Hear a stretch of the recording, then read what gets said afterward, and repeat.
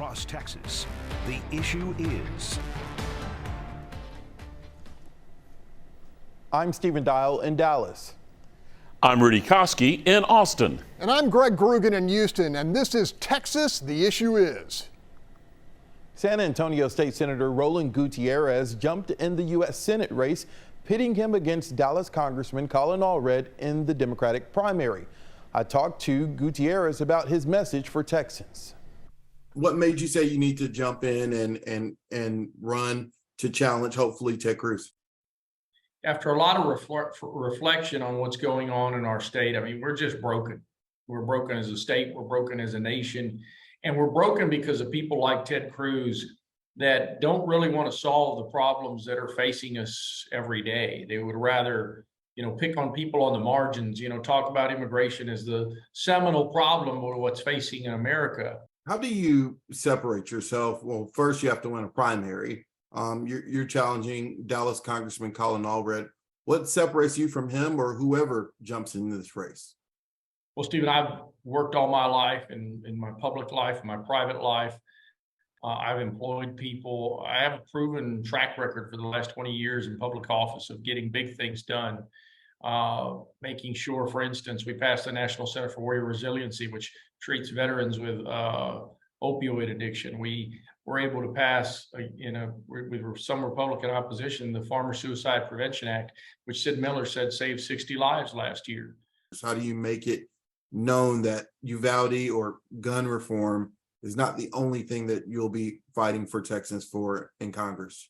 The governor's office failed them. The attorney general's office failed them. They didn't have communications. Law enforcement failed. There was no ambulatory services to speak of. Government is broken.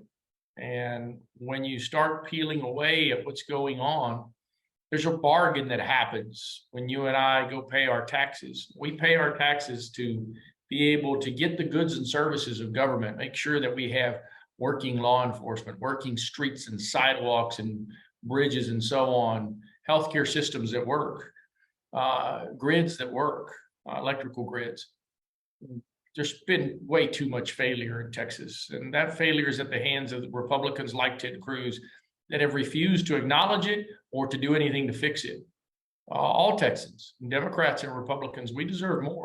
Do you think the Biden administration has done enough on the border? I think that people need to also not buy into the rhetoric. The fact is we deport thousands of people every day. They come, they try to check themselves in, or they cross the border illegally and they get deported. Many that same day. I think that we have a long road to go on that, but we need to be truthful with people. We have a broken immigration system.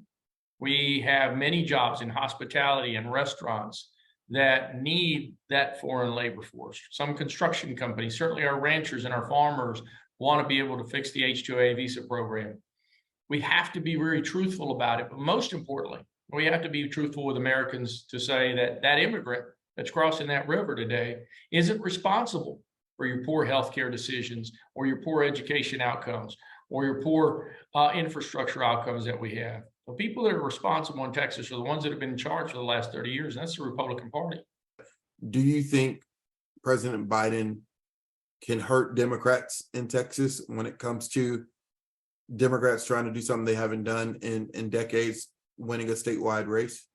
Well, listen, first and foremost, I'm running against Ted Cruz, and I'm running my own race against him. But listen, I think that the president has been steadfast. I mean, he has dealt with an economy that he adopted from this last guy. And he's stabilized those things. He's got us back on track and in the right direction.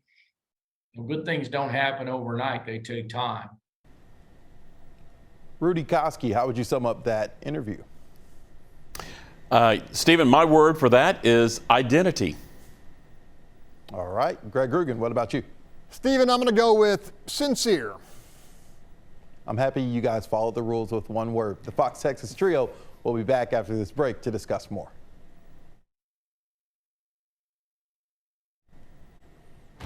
Now, across Texas, the issue is. And the Texas Trio is back. State Senator Roland Gutierrez against Dallas Congressman Colin Allred. That's what it looks like the primary will be. Rudy Koski, you get the first dab at it. Our friend Mark Jones from Rice University told me that it appears Allred possibly has an early edge because of his appeal to possibly bring over moderate Democrats or even frustrated Republicans. Do you agree with that? I think Mark's assessment for now is correct because both are not, very well known across the state. The perception that Allred is a better moderate candidate, I don't believe will last very long, and that tag will probably not be a factor in the primary. Remember, like Texas Republicans, Democrat candidates in Texas have to play to the party base to get on that November ballot, and that base certainly is not moderate in Texas. Both will eventually have to go beyond bashing Cruz and show why they are loyal to their party. Now, that could result in some flip-flopping campaigning for both candidates involving their voting records. For example, Gutierrez in the Texas Senate and Allred in Congress voted against legislation called Protect Women's Sports involving transgender athletes. Gutierrez voted against SB 14, which bans gender reassignment procedures on children. And while in Congress, Allred voted against the Parental Bill of Rights Act. Those may be gold stars for their primary voters, but they're hot button issues that Cruz can use to divert from the gun control issue that's coming up in the general election. Stephen? Greg, does Colin Allred have an early edge? Stephen, other than announcing first and a head start in fundraising, I really don't think Allred has anything you'd consider a significant advantage. Both of these guys are more or less unknown quantities to voters in much of the state and face the hefty and very expensive job of building name ID and a brand.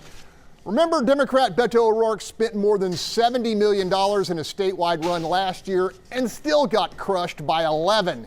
And while Cruz has more detractors than Greg Abbott, I can't see either of these Democratic challengers raising even $30 million, especially when they are competing against each other for progressive dollars. Stephen, you gave Gutierrez multiple opportunities to tell us why he's better than Allred, and he declined. Clearly, that can't continue. Rudy, shifting gears a bit, Gutierrez became very popular statewide and somewhat nationally after the tragedy in Uvalde. Does he run the risk of being a singular issue candidate? Boy, Stephen, I hate to say this, but Grugan really knocked that one out of the park. He hit it right on the head, that nail. Senator Gutierrez certainly is a one-issue candidate right now and has an identity crisis, which is why identity is my word for that interview. He's trying to expand his message. Let's give him that, which is why his opening announcement video hit on other issues like the power grid. But I think the grid is a campaign miss, a big miss, and will not help him get over the top. And his defense of Biden, of the Biden administration during the interview, wow, that's not going to help him win any kind of votes outside of blue counties like Travis. And the Ted Cruz campaign basically said that both candidates are going to be duking it out to see who's the most, in the Cruz campaign's words, radical left Democrat candidate is. Whoever comes out of this primary, Greg, you have the last word on this. Will they appear as a weaker candidate from possibly beating each other up in the primary? First of all, I can't believe I'm agreeing with Rudy on everything. I think that's highly likely. Contested primaries are expensive and often politically brutal.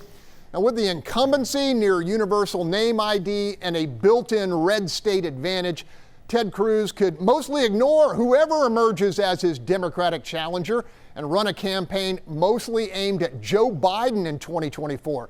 That strategy may not deliver a double-digit margin, but either of these Democratic challengers are going to need much, much more than Cruz's likability deficit to reach 50% plus one in a general election.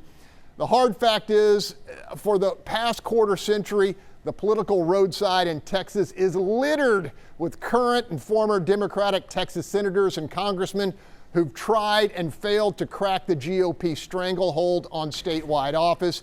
Do either of you really believe the landscape has significantly changed? All right. And Maybe. I said last word, but I'm going to let y'all do this. In the way too early poll, what do you think? Who do you think emerges as the Democrat nominee, Rudy and Greg? Allred or Gutierrez? Go ahead, Rudy. Candidate number 3, the unknown yet. Look, Stephen, in the last major election, something like 21% of the voters were Hispanic, 14% were African American. 40% of those Hispanics voted Republican. So I have no idea who's going to win this thing. All right, that's all the time we have. To see this episode or any of our other ones, go to our station YouTube channels. And I promise not to agree with Greg next week. Keep the conversation going on social media. And we will see you next week for another hot Texas political topic. In the meantime, be sure to let us know what you think the issue is.